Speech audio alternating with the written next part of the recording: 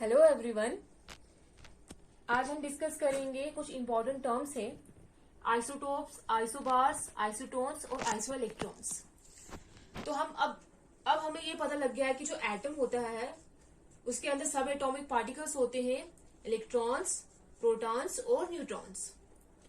तो हमारे पास सेंटर में न्यूक्लियस प्रेजेंट होता है जिसके अंदर न्यूक्लॉन्स होते हैं, प्रोटॉन और न्यूट्रॉन, और जो इलेक्ट्रॉन्स है वो एक सर्कुलर ऑर्बिट में इस न्यूक्लियस के इर्द गिर्द क्या करते हैं, रिवॉल्व करते हैं। अब हम कुछ इसी के रिलेटेड कुछ टर्म्स है। फर्स्ट हम लेते हैं आइसोटोप्स। आइसोटोप्स क्या होते हैं? Atom of the same element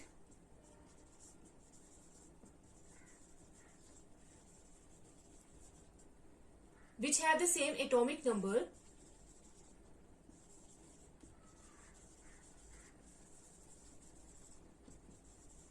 but different mass number are called isotopes. Isotopes होते हैं सेम एलिमेंट के डिफरेंट एटम्स जिनका एटॉमिक नंबर तो सेम होता है लेकिन एटॉमिक मास क्या होगा, अलग होगा। तो हमारे पास क्या होंगे, वो आइसोटोप्स होंगे।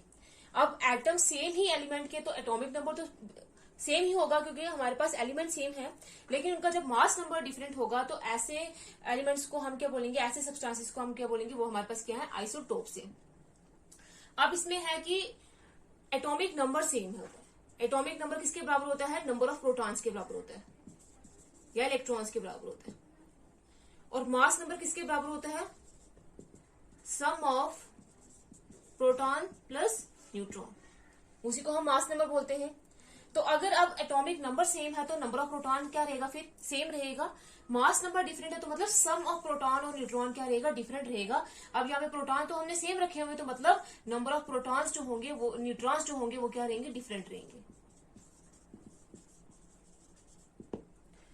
तो ऐसे सब्सटेंसेस, ऐसे एटम्स जिसमें नंबर ऑफ प्रोटॉन सेम रहेंगे और सम ऑफ प्रोटॉन और न्यूट्रॉन जो है हमारे पास वो भी सेम रहेगा, लेकिन न्यूट्रॉन्स, नंबर ऑफ न्यूट्रॉन्स अलग हो जाएंगे, तो ऐसे सब्सटेंसेस को हम क्या बोलते हैं, वो हमारे पास क्या है, आइसोटोप्स है। फॉर एग्जाम्पल हमारे पास हाइड्रोजन एलिमेंट है, इसके 3 आइसोटोप्स होते हैं। एक होता है 1H1, एक होता है 1H2, एक होता है 1H3। अब ये 1 यहाँ पे क्या होता है, नीचे हम क्या लिखते हैं, हमेशा एटॉमिक नंबर मतलब Z, और ऊपर हम क्या लेते हैं, मास नंबर मतलब A। ये इसका एटॉमिक नंबर है, ये हमारे पास मास नंबर है, ये एटॉमिक नंबर, ये मास नंबर। अब इसका तीनों में एटॉमिक नंबर क्या है, सेम है, लेकिन मास नंबर डिफरेंट है, तो इनको हम क्या बोलेंगे, हमारे पास क्या है, आइसोटोप्स हैं। और हाइड्रोजन के जैसे हम यहाँ पे टेबल बनाते हैं, हाइड्रोजन का यहाँ पे ले लेते हैं एटम, यहाँ पे ले लेते हैं हम एटॉमिक नंबर या नंबर ऑफ प्रोटॉन्स, यहाँ पे ले लेते हैं मास नंबर या सम ऑफ प्रोटॉन प्लस न्यूट्रॉन, और यहाँ पे हम ले लेते हैं नंबर ऑफ न्यूट्रॉन। जिसके ऊपर कोई चार्ज नहीं होता हम 0 चार्ज मानते हैं इसके ऊपर। तो 1H1 जो होता है हाइड्रोजन का जो आइसोटोप है, इसको हम प्रोटियम बोलते हैं, जो जनरल हाइड्रोजन एग्जिस्ट करता है। उसके बाद नेक्स्ट होता है हमारे पास 1H2, इसको हम ड्यूटेरियम बोलते हैं, 1H2 को बोलते हैं ड्यूटेरियम, और इसको हम डी से भी रिप्रेजेंट करते हैं, तो ऐसे भी लिख सकते हैं 1D2। और थर्ड है जो 1H3 होता है आइसोटोप, इसको हम बोलते हैं ट्राइटियम, और इसको हम टी से भी रिप्रेजेंट कर सकते हैं, या लिखेंगे 1H3 और 1T3। तो ये हाइड्रोजन के 3 आइसोटोप्स हमारे पास एग्जिस्ट करते हैं, लेकिन सबसे जो अबंडेंस में जो सबसे ज्यादा पाया जाता है वो हमारे पास यही होता है 1H1। रेस्ट जो है उनके अंदर वो उसकी जो हाइड्रोजन के आइसोटोप्स है उनको हम ड्यूटेरियम और ट्राइटियम बोलेंगे। और ट्राइटेरियम भी प्रेजेंट होता है, लेकिन ये जो ट्राइटेरियम है, जो थर्ड हमारे पास आइसोटोप है, वो हमारे पास स्टेसिस में प्रेजेंट होता है, बहुत कम अमाउंट पे प्रेजेंट होता है। तो अब अगर हम इसकी बात करते हैं, इसमें एटॉमिक नंबर दोनों में कितना है, 1। इसमें भी एटॉमिक नंबर 1 है, इसमें भी एटॉमिक नंबर 1 है, तो नंबर ऑफ प्रोटॉन्स तीनों में क्या रहेंगे, सेम रहेंगे। ये हमारे पास होगी नंबर ऑफ प्रोटॉन्स या फिर एटॉमिक नंबर। फिर मास नंबर जो है वो हमारे पास क्या है, इसमें 1 है, इसमें 2 है और इसमें 3 है। मतलब प्रोटॉन प्लस न्यूट्रॉन कितने हैं, इसमें 1, इसमें 2 और इसमें 3। अब अगर प्रोटॉन प्लस न्यूट्रॉन किसके बराबर होते हैं, हमारे पास मास नंबर के बराबर होते हैं। तो मास नंबर हमें दिया हो तो न्यूट्रॉन यहाँ पे किसके बराबर हो जाएंगे, मास नंबर जो हम A लेते हैं माइनस P पॉजिटिव, तो पीछे हमारे पास क्या बचेगा, न्यूट्रॉन। तो 1 में से 1 निकालेंगे, हमारे पास क्या बचेगा, 0, क्योंकि यहाँ पे मास नंबर हमारे पास दिया हुआ है प्रोटॉन प्लस न्यूट्रॉन, और प्रोटॉन हमें दिया हुआ है 1, तो 1 में से 1 निकालेंगे 0, तो न्यूट्रॉन इसमें कितने हैं, 0, इसमें न्यूट्रॉन प्रेजेंट होते ही नहीं है। उसके बाद नेक्स्ट जो है हमारे पास 2 में से 1 निकालेंगे, पीछे बचेगा 1, तो इसमें 1 प्रोटॉन होगा और 1 क्या होगा, न्यूट्रॉन होगा, और 3 में से 1 निकालेंगे, पीछे बचेगा 2। अब इसमें 1 प्रोटॉन है और 2 क्या है, न्यूट्रॉन है, तो नंबर ऑफ न्यूट्रॉन तीनों में क्या है, डिफरेंट है, तो इसलिए ये तीनों क्या है, एक दूसरे के आइसोटोप्स हैं। तो एलिमेंट्स हमारे पास तीनों में सेम है, इसमें भी हाइड्रोजन है, इसमें भी हाइड्रोजन है और इसमें भी हाइड्रोजन है, लेकिन इनका क्या है, नंबर ऑफ न्यूट्रॉन्स जो है हमारे पास डिफरेंट होंगे, तो हम इनको क्या बोलेंगे, ये हमारे पास क्या है, आइसोटोप्स हैं। वैसे ही हम एग्जांपल लेंगे नेक्स्ट कार्बन की। कार्बन के भी हमारे पास 3 आइसोटोप्स होते हैं। कार्बन का एटॉमिक नंबर 6 है, तो तीनों में आइसोटोप्स में एटॉमिक नंबर सेम रहता है, 666।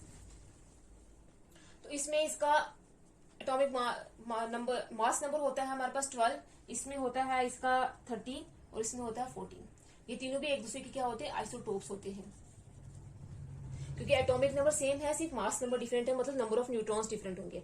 अब अगर एटॉमिक नंबर सेम है तो मतलब नंबर ऑफ प्रोटॉन्स कितने होंगे, यहां से पता चल जाएगा। तो इस केस में नंबर ऑफ न्यूट्रॉन्स क्या होंगे, तो अगर मास नंबर क्या होता है हमारे पास, सम ऑफ प्रोटॉन्स प्लस न्यूट्रॉन्स, तो यहां से न्यूट्रॉन्स निकालेंगे तो किसके बराबर हो जाएंगे, मास नंबर माइनस प्रोटॉन्स। तो प्रोटॉन किसके बराबर होगा हमारे पास, एटॉमिक नंबर के।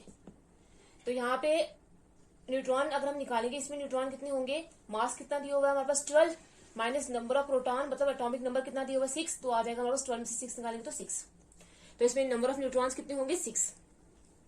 वैसे ही नेक्स्ट अगर करेंगे, न्यूट्रॉन किसके बराबर हो जाएगा, 13 माइनस 6 किसके बराबर हो जाएगा हमारे पास, 7। उसके बाद इसमें न्यूट्रॉन्स कितने होंगे, 14 माइनस 6 कितना हो जाएगा हमारे पास, 8। तो इन तीनों में नंबर ऑफ न्यूट्रॉन जो है वो डिफरेंट है, तो मतलब ये एक दूसरे के क्या है, आइसोटोप्स है।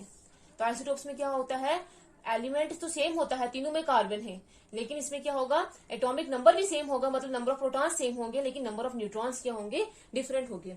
वैसे हमारे पास अब क्लोरीन की बात करें तो क्लोरीन के भी 2 हमारे पास आइसोटोप्स होते हैं। क्लोरीन का एटॉमिक नंबर होता है 17, इसमें 17 आ जाएगा, तो एक में एटॉमिक मास होता है 35, एक में एटॉमिक मास होता है 37। तो ये भी एक दूसरे के क्या होते हैं, आइसोटोप्स होते हैं, क्योंकि इनमें नंबर ऑफ प्रोटॉन तो सेम रहते हैं, एटॉमिक नंबर सेम रहता है, लेकिन नंबर ऑफ जो न्यूट्रॉन्स है वो डिफरेंट होते हैं। अब वही बात है कि न्यूट्रॉन किसके बराबर हो जाएंगे, mass number minus number of proton, जो एटॉमिक नंबर ही होता है 17, तो इसका कितना आ जाएगा हमारे पास 30। तो इसमें हमारे पास नंबर ऑफ न्यूट्रॉन्स कितने होंगे, 18।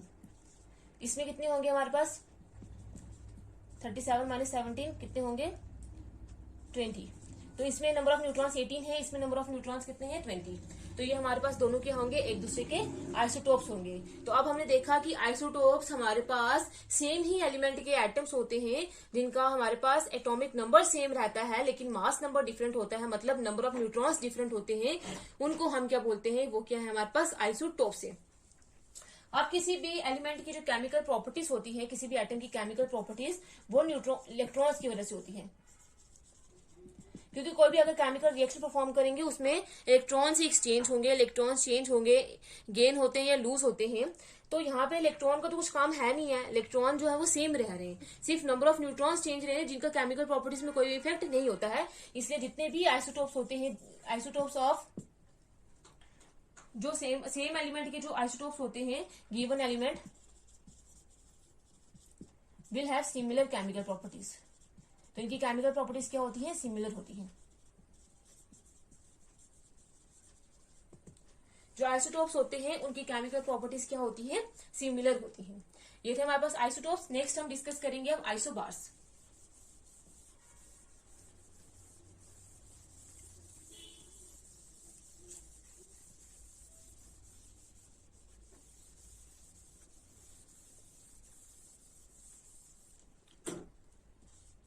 नेक्स्ट हमारे पास जो टर्म है वो है isobars.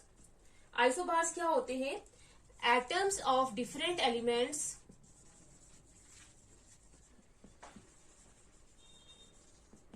having the same mass number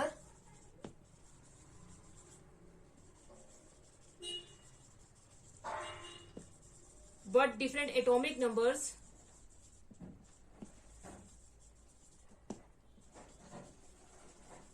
are called isobars. Isobars हमारे पास क्या होते हैं, डिफरेंट एलिमेंट के एटम्स होते हैं. ये बिल्कुल अपोजिट है आइसोटोप्स के, जिसमें एलिमेंट सेम था लेकिन एटम्स जो थे उनका एटॉमिक नंबर सेम था और एटॉमिक मास डिफरेंट था. अब इसमें एलिमेंट्स भी डिफरेंट हैं और डिफरेंट एलिमेंट्स के जो एटम्स होंगे उनका हमारे पास मास नंबर तो अब सेम होगा, लेकिन जब उनका एटॉमिक नंबर डिफरेंट होगा तो मतलब क्या होगा, वो हमारे पास क्या होते हैं, आइसोबार्स होते हैं. तो आइसोबार्स में उन्होंने बोला है कि मास नंबर जो होगा वो सेम होगा, और मास नंबर किसके बराबर होता है, सम ऑफ प्रोटॉन प्लस न्यूट्रॉन. तो मतलब सम ऑफ प्रोटॉन और न्यूट्रॉन सेम रहेगा, लेकिन नंबर ऑफ प्रोटॉन्स, नंबर, और हम नंबर ऑफ इलेक्ट्रॉन्स भी बोल सकते हैं क्योंकि जितने प्रोटॉन्स होंगे उतने इलेक्ट्रॉन्स होंगे, या फिर नंबर ऑफ इलेक्ट्रॉन्स या फिर नंबर ऑफ न्यूट्रॉन्स जब डिफरेंट होंगे तब हम उनको क्या बोलेंगे, वो एक दूसरे की क्या है, आइसोबार्स हैं. लेकिन सम जो है मास नंबर मतलब सम प्रोटॉन और न्यूट्रॉन को क्या रहना चाहिए, सेम रहना चाहिए. तो हम एग्जाम्पल लेकर डिस्कस करते हैं. जैसे हमारे पास एग्जाम्पल है, हम एलिमेंट लेते हैं, यहाँ पे आर्गॉन लेते हैं जिसका एटॉमिक नंबर होता है हमारे पास 18 और मास होता है 40. और लेते हैं पोटाशियम जिसका एटॉमिक नंबर होता है 19 और मास नंबर होता है हमारे पास 40. और कैल्शियम लेते हैं जिसका हमारे पास एटॉमिक नंबर होता है हमारे पास 20 और मास नंबर होता है 40. तो अब ये तीनों एक दूसरे के क्या है, आइसोबार्स हैं. क्यों, इनका जो मास नंबर है तीनों में सेम है 40. एटॉमिक नंबर तीनों में डिफरेंट है, इसमें 19 है, इसमें 18 है, इसमें 19 है और इसमें 20 है. तो हम देखते हैं कि डिफरेंस कहां से आ रहा है. तो अगर इसमें इसका जो ऑर्गन है इसका एटॉमिक नंबर 18 है तो इसमें नंबर ऑफ प्रोटॉन्स कितने होंगे, नंबर ऑफ प्रोटॉन्स 18. इसमें नंबर ऑफ प्रोटॉन्स कितने होंगे 19 क्योंकि एटॉमिक नंबर 19 है. इसमें नंबर ऑफ प्रोटॉन्स कितने होंगे 20 क्योंकि एटॉमिक नंबर कितना है 20 है. मास नंबर कितना होगा इनका, मतलब sum of proton plus neutron 40 40 40. Mass number तीनों में क्या है, सेम है. तो अब अगर हम नंबर ऑफ न्यूट्रॉन्स निकालने होंगे तो वो हम कैसे निकालेंगे, मास नंबर माइनस इसमें से प्रोटॉन का नंबर मास नंबर से प्रोटॉन का नंबर सब्ट्रैक्ट कर देंगे तो हमारे पास बचेगा नंबर ऑफ न्यूट्रॉन्स. तो हमारे पास नंबर ऑफ न्यूट्रॉन्स किसके बराबर होंगे, 14 में से 18 निकालेंगे पीछे कितना आएगा हमारे पास 22. 14 में से 19 निकालेंगे पीछे बचेगा 21 और 14 में से 20 निकालेंगे पीछे बचेगा 20. तो अब नंबर ऑफ प्रोटॉन्स डिफरेंट आ रहे हैं, नंबर ऑफ न्यूट्रॉन्स भी डिफरेंट आ रहे हैं, लेकिन सम ऑफ प्रोटॉन और न्यूट्रॉन जब सेम आएगा तो ऐसे जो हमारे पास एटम्स होंगे उनको हम क्या बोलेंगे, वो क्या है, एक दूसरे के आइसोबार्स हैं. क्योंकि यहाँ पे एलिमेंट्स तो डिफरेंट है, देखो आर्गॉन है, पोटाशियम है, कैल्शियम है, तो एलिमेंट्स हमारे पास डिफरेंट हैं, लेकिन हमारे पास जो उनकी एटम्स है वो उनका मास नंबर क्या है, सेम है. मतलब number of sum of proton और न्यूट्रॉन सेम है लेकिन नंबर ऑफ प्रोटॉन और न्यूट्रॉन क्या है, अलग है. तो ऐसे एटम्स को हम क्या बोलते हैं, वो क्या है, आइसोबार्स हैं. अब हमारे पास एलिमेंट्स तीनों डिफरेंट हैं, तो तीनों एलिमेंट डिफरेंट है तो मतलब इनकी केमिकल प्रॉपर्टीज क्या होंगी, फिर डिफरेंट होंगी. केमिकल प्रॉपर्टीज डिफरेंट क्यों डिफरेंट होंगी, क्योंकि हमारे पास जो ऑर्गन होता है वो तो हमारे पास नोबल गैस है. नोबल गैस का मतलब वो स्टेबल है, इनर्ट है, तो वो तो रिएक्टिव होगा ही नहीं, रिएक्शन शो ही नहीं करेगा. और जो हमारे पास पोटाशियम और कैल्शियम है ये हमारे पास बहुत ज्यादा रिएक्टिव मेटल्स हैं, ये तो जल्दी जल्दी से रिएक्ट कर जाती हैं. तो इसीलिए जो आइसोबार्स होते हैं उनकी केमिकल प्रॉपर्टीज क्या होती हैं, एक दूसरे से अलग होती हैं. तो आइसोटोप्स में क्या था, केमिकल प्रॉपर्टी सेम थी क्योंकि हमारे पास एलिमेंट सेम था, लेकिन यहाँ पे आइसोबार में एलिमेंट्स डिफरेंट हैं तो इसका मतलब इनकी केमिकल प्रॉपर्टीज भी क्या होंगी, डिफरेंट होंगी. अब नेक्स्ट है हमारे पास जो टर्म वो है isotones.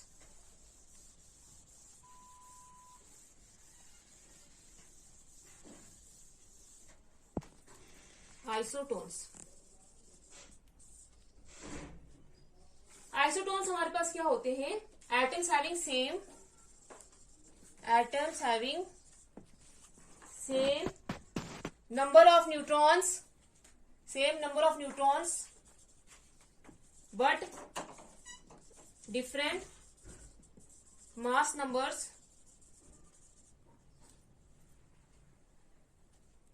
and atomic numbers are called isotopes.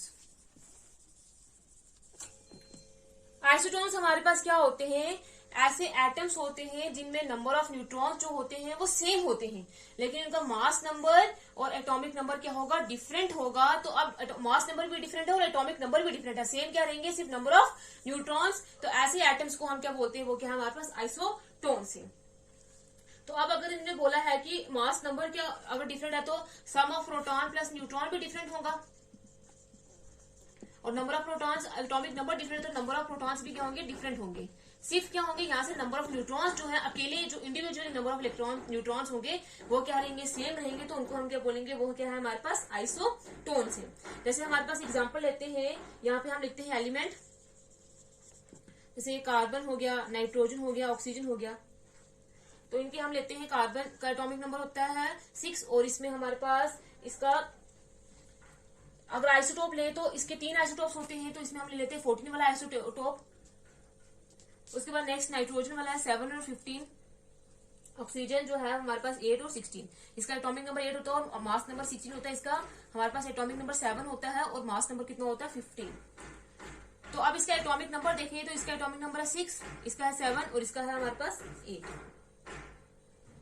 और फिर उसके बाद मास नंबर देखें तो मास नंबर कितना आ जाएगा हमारे पास 14, 15 और 16। एटॉमिक नंबर भी डिफरेंट है, मास नंबर भी डिफरेंट है। अब नंबर ऑफ न्यूट्रॉन्स देखते हैं। नंबर ऑफ न्यूट्रॉन्स कैसे निकालेंगे, क्योंकि हमारे पास मास नंबर किसके बराबर होता है, प्रोटॉन प्लस न्यूट्रॉन के बराबर होता है। तो न्यूट्रॉन्स किसके इक्वल हो जाएगा, mass number minus protons, number of protons. तो नंबर ऑफ प्रोटॉन्स किसके बराबर होता है, एटॉमिक नंबर के।